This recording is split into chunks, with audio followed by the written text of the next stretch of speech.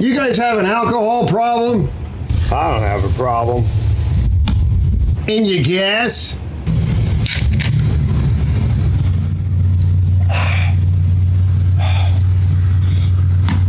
No problem. Stay tuned. I'm going to show you guys how I handle it and what I do about it, right? Because I got a lot of machines, and that makes for a lot of problems.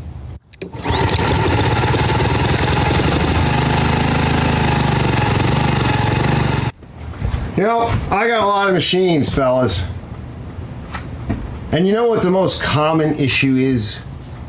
I'll tell you what the most common issue is. What's the most common issue, Arch? It's the alcohol and the gas. And I don't have to tell you guys what a nightmare that is, right? We'll take a look at some carburetors and a few things, and without getting too deep into it, you guys know, right? And pretty much everybody on the planet knows. On the planet knows that alcohol you should be drinking it and not putting it into your gasoline. But it's in the gasoline, and it's responsible for most of the casualties that you see out there. Especially at the beginning of the year. At the beginning of the year, it's like so many of my customers and people, just new customers, come out and go, Arch, I can't get it running. It went wrong. It ran good last year. What's going on? And I try to explain to them how the alcohol gets into the gas and the water and all of that. And they're like, well, how could that be, right? I don't understand. So they put about 10% alcohol in the gas up here in New York. And I don't know of any gas stations that don't have that, right? In some other areas, if you're lucky, if you guys have that, use that gas. Pretty much everybody knows. Now, I know a lot of people use True Fuel and things like that, and there's some issues with that. We'll even talk a bit about that a little bit later. I'm in a shop, so noises are going to happen. Compressor just kicked on. And we're going to need some containers, right, to put this stuff in. We're going to start off with just some mason jars, right? Because I have a whole bunch of these. Maybe you guys have them. It's glass. The tops are okay. Try not to get the top wet with gas because it will kind of, after a while, eat into that silicone seal that's up there. Also, I can show you what the hell's going on because it's clear. So let's talk about a few of the things that we're going to need. And this is an air vac. It's a Venturi system.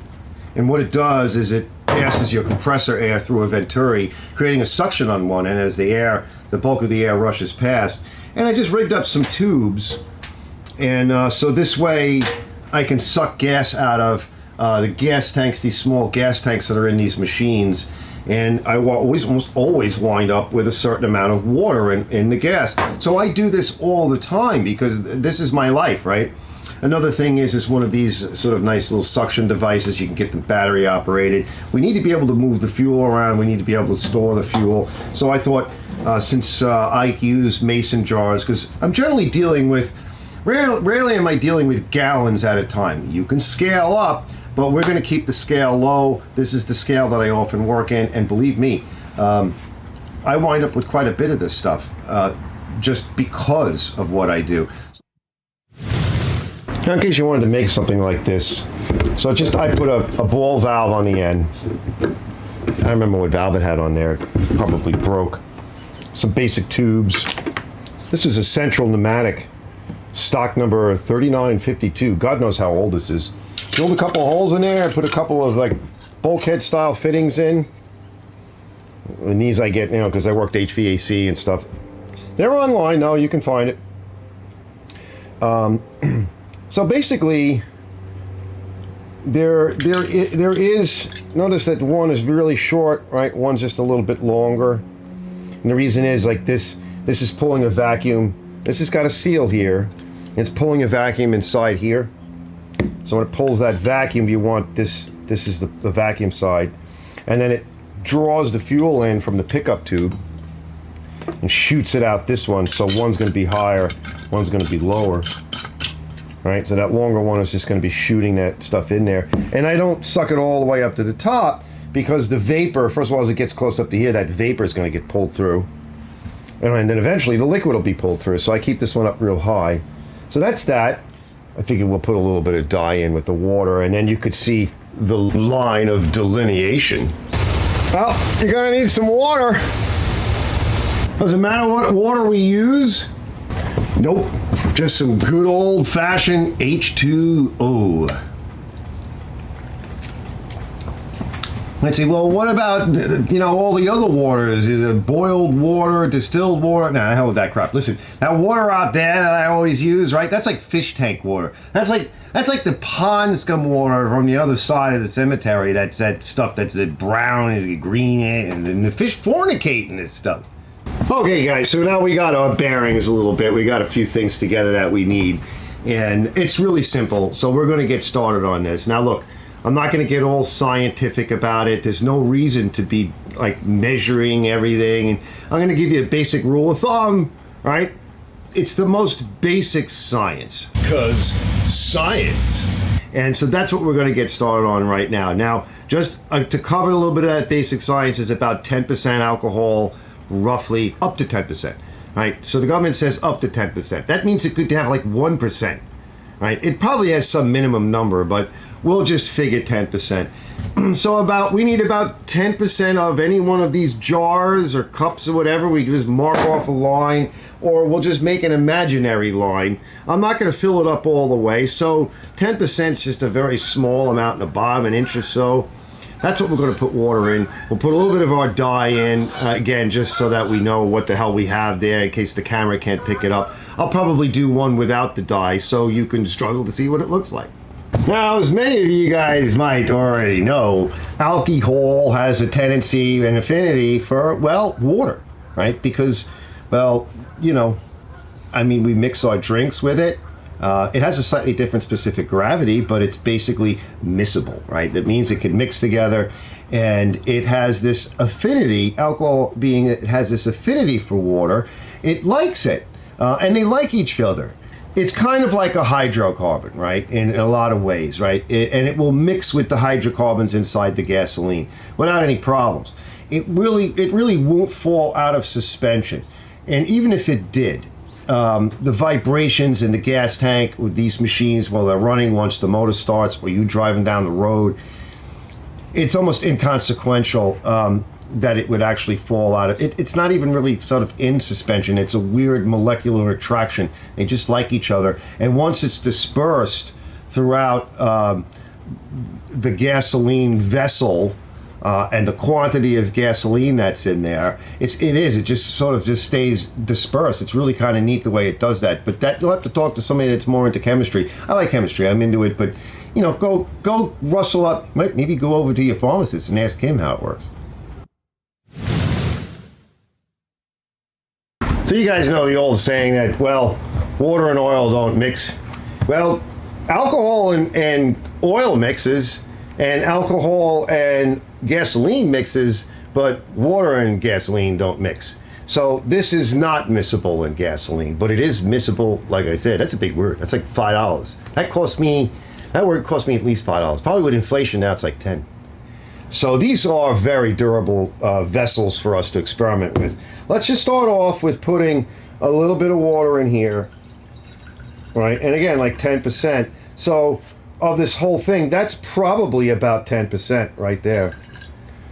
And we'll get a little closer look in a minute. And then, let's see, we got to pick a color, all right? So let's pick a color. Let's take a look at this a little closer and pick a color. What color do you guys like? I like pink.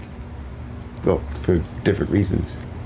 Okay, so we got our water in it. It's cold water. Does it need to be warm? Does it need to be cold? It doesn't matter, right? Warm, generally, there's a thing called heat of reaction in chemistry. So warm is usually the way to do it. We got red, right? That's nice. We got all these nice colors, right? Which ones? Well, that one's probably not enough. That's not, and the green might be pretty. Okay, you guys want to try blue? Right, blue is nice. It might make like purple. We're just going to put a couple of drops in there. What do you think? A little bit more. Oh, let's go get the Easter eggs. I think that should work. Oh, that's nice, right? Look how pretty that is. I wish my gas was always like that. All right, let me put this away. Let's go get some gas. Let's go. I got gas. All right, now I got some nice fresh gasoline. Petras, petroleum, this precious juice. Well, I'm going to guess that there's quite a bit of alcohol in that, right? We'll find out. Let's pour it in. Oh no! You're ruining it. It'll be fine. You can already see it. Okay. Now, usually, right, when I do this, it's because the machines, I need to get the gas out of the machines. So I have to filter it. Now, we could put some junk in there too, just to simulate good old times, but let's not say we did. I got these nice, my dedicated funnel and a paint filter, and you can see, right? You see how I use it, right? It's actually, I gotta blow it out. It's got crap in it.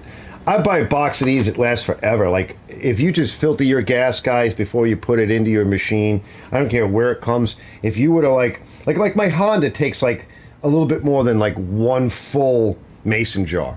My little Honda HRX, whatever it is, best damn mower on the planet. You should pour from there, right? This way I don't spill. I'll show you my other gas can that keeps you from spilling things too. So, good tip. All right, now let's put the cap on. Let's shake it up. Shaken, not stirred. A little bit. Now this cap's kind of beat, so it's gonna leak a little bit on me. And if you want to stop that, right?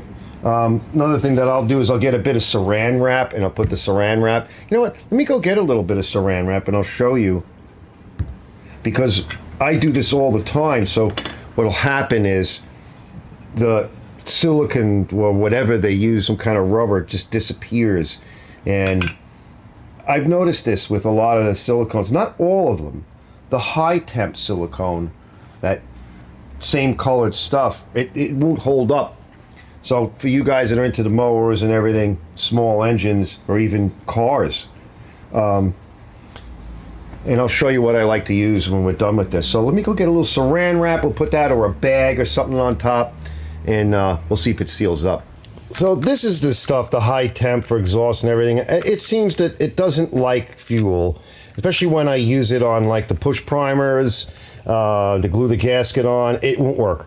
This will, all right? Or it says oil resistant on it, right? So, and I've never had a problem using it. So I doubled it up. And let's see, feels a little bit better. Right, even if I spill a little bit, it doesn't matter. Yeah, it sealed it. Hey, it's not spilling all over. I'm shaking it up real good. A martini, shaken, not stirred. And we'll come back in a little while and we'll test it. You could see how it's all dispersed in there, but it's already starting to separate out. Look, it's coming up in here. Now, let's set that to the side. Let's go to the next step. I want to show you guys a little bit more science, right? And I want to show you how we can determine how much alcohol was in the gas when we're done. So let me get my stuff together and I'll see you in a minute. All right, now while this is kind of doing its thing, it's going to be a while, right? Well, you can see it's really starting to separate out, but it's really mixed in there well because you can see that cloudiness. These are paint mixing cups. This is a 32-ounce paint mixing cup. You can get these just about anywhere, right? And so they are for mixing paints, automotive paints. This will hold up against any solvent you put in it. And so gas is not an issue. And I want to just mark off here that this is the ounces side. And so I just put a little mark over here at the 4 ounce mark. And if you can't see it there, I'm going to use my other camera and I'll get in a little bit, excuse me, a little bit closer. So right now it doesn't matter how much fuel we put in it. What matters is how much water we put in. So we're going to put 4 ounces because that seems to be a nice spot. It's the first spot that we can see. And so it's right on that line. Let me get another little shot of that so I can show you. Now this time I'm just going to use a different color. Just a little bit. That should work. Right, this is more of the red.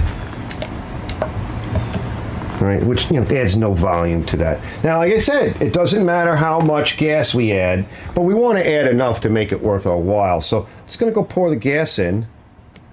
And what you're going to see tomorrow or however long it takes, we'll bring it all the way up since there's plenty of room to.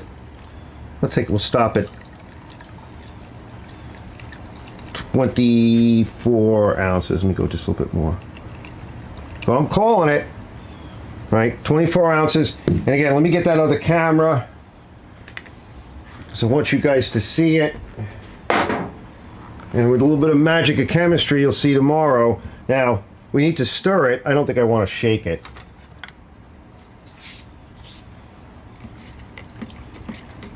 Although we probably could, because these containers fit real tight. You want to see how tight they fit? They do. When they're new. But let me just grab a shot of that. Let it settle down for a minute.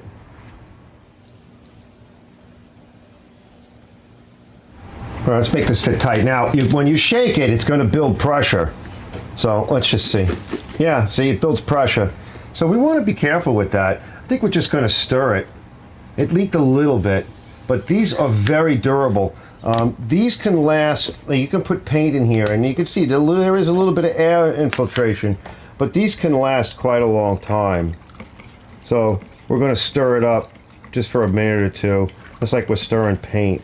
That's why I say, right, you want to be someplace where you ventilate it, and what we want to do is have the water and the alcohol co-mingle.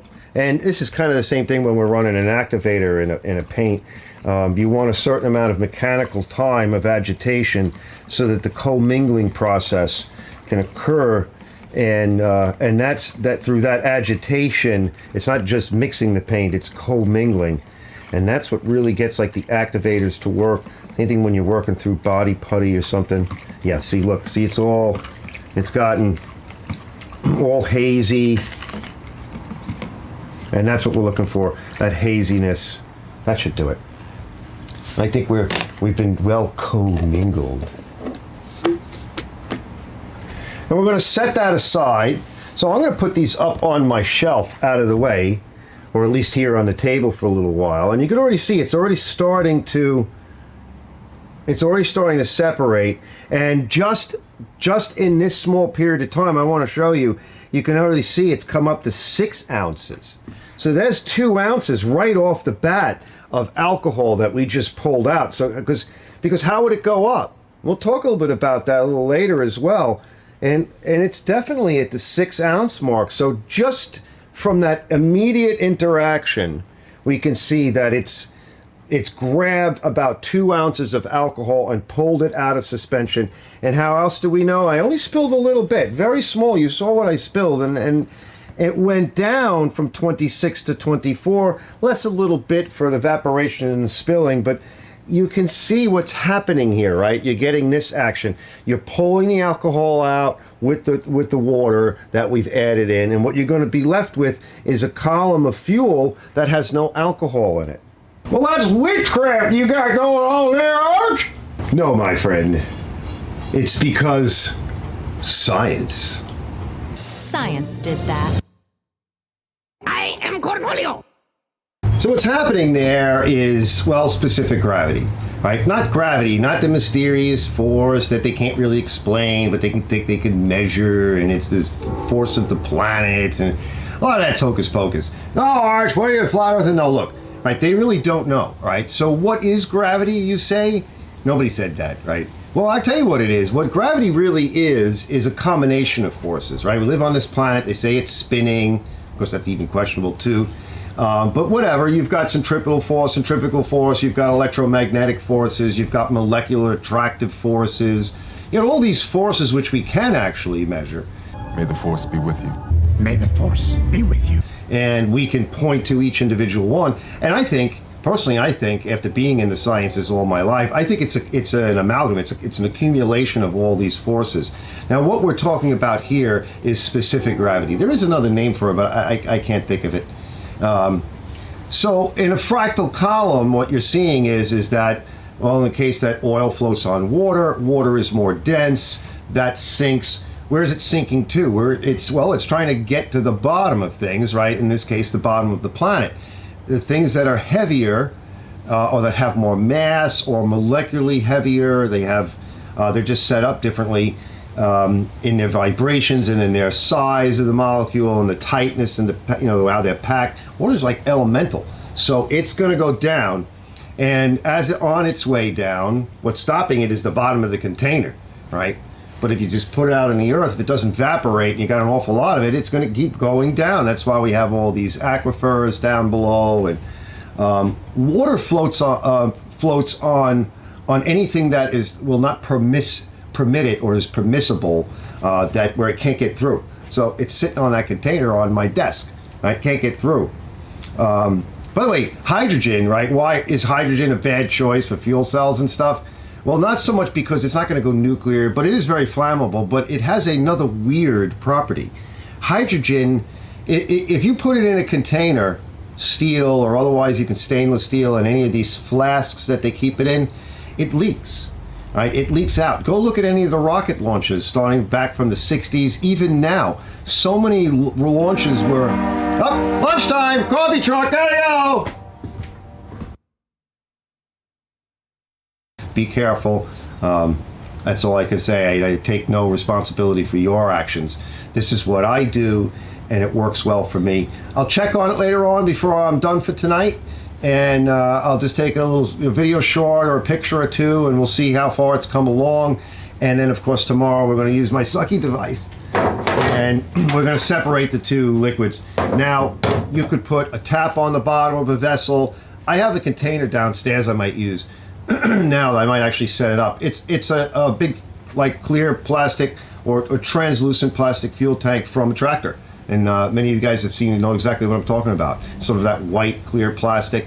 It's for fuel. It has the tap on the bottom. I can put another little shut-off valve on it, the ones that we use all the time here in this industry, and I can make a little stand for it. And I don't know, what does that hold? About a gallon or so on average, right? So I could do something like a gallon at a time. All right, we are. It's a little after 6. So this is almost at 6 ounces, down from 24. So that's interesting. So not quite a full 2 ounces. And that one's still cloudy. And this is the one I did like last week.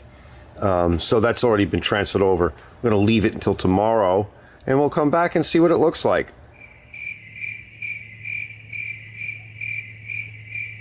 The next day. All right, it's the next day. And it's towards the end, the middle of the day, late afternoon. That's nice and clear. That one's pretty clear, you can see it. And we're up to about 6 ounces here. And we're over 22, is 24, is 22. We're here. So I want to say about 23. Somehow we kind of lost about an ounce. Could be from me splashing. Also, it's going to evaporate to some degree. Now, I didn't have to open the containers. A lot of times you'll see water around here in this area here, this open space. Sometimes you got to let that air out. Of course, that's the one I did a week or so ago. Let's bring these down carefully so we don't mix them up. And we're going to suck out the fuel. Okay. Now, I don't want to get too close to that water column. And you can see over here, this guy's starting to fill up.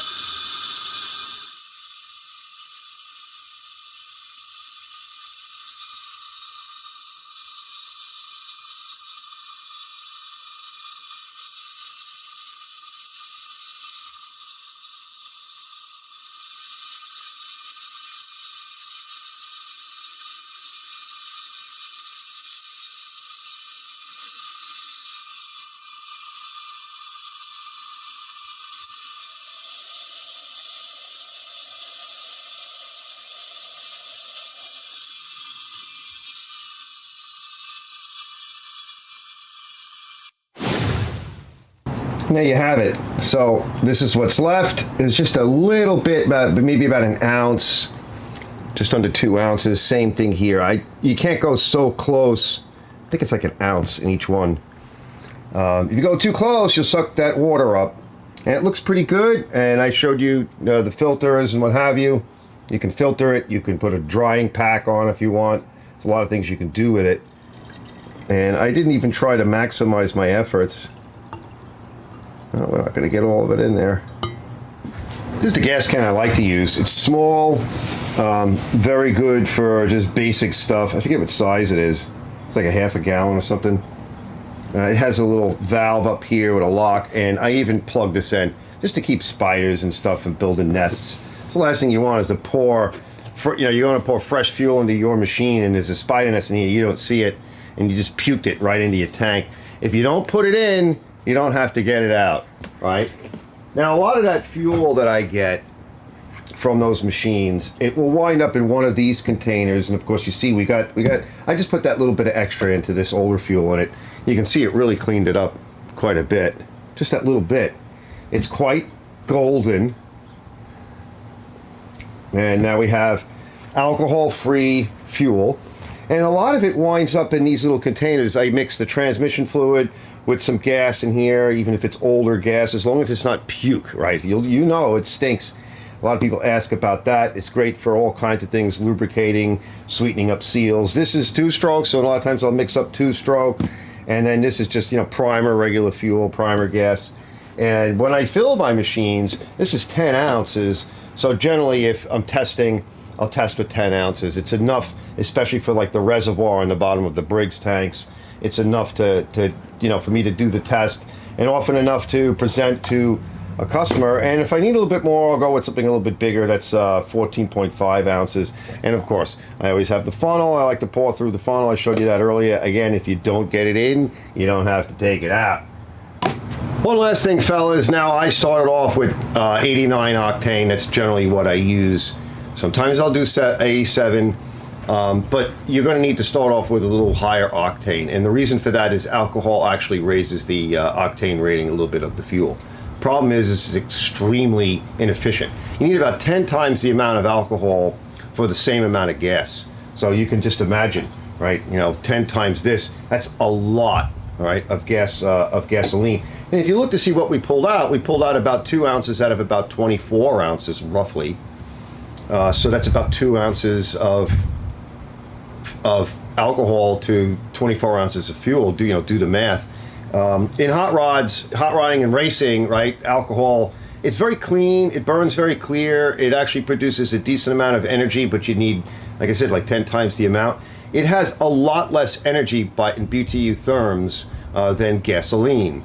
And I know a lot of people have said to me, well, we're going to innovate our way with green technology and everything. First of all, you need a lot of diesel to grow grain, and to manufacture alcohol. You need a lot of diesel to do that, big equipment. And, well, you're burning diesel to make alcohol. You're using farmland to make a fuel that you really don't need when there's plenty of fuel on the ground. And it's just not efficient. It's not effective. Not to mention, it's farmland that's not feeding cattle and people and ultimately feeding people, right? But they don't care. You see what's going on, right? They're getting rid of us. Getting rid of the farmland, right? So a lot of this just doesn't make sense. It's junk science, really. You know what it is? I'll tell you what it's about. It's about putting money into the people's pockets that don't need the money. I got a problem. Where's my beer assistant? Beer assistant! I need more. I'm out. Ooh,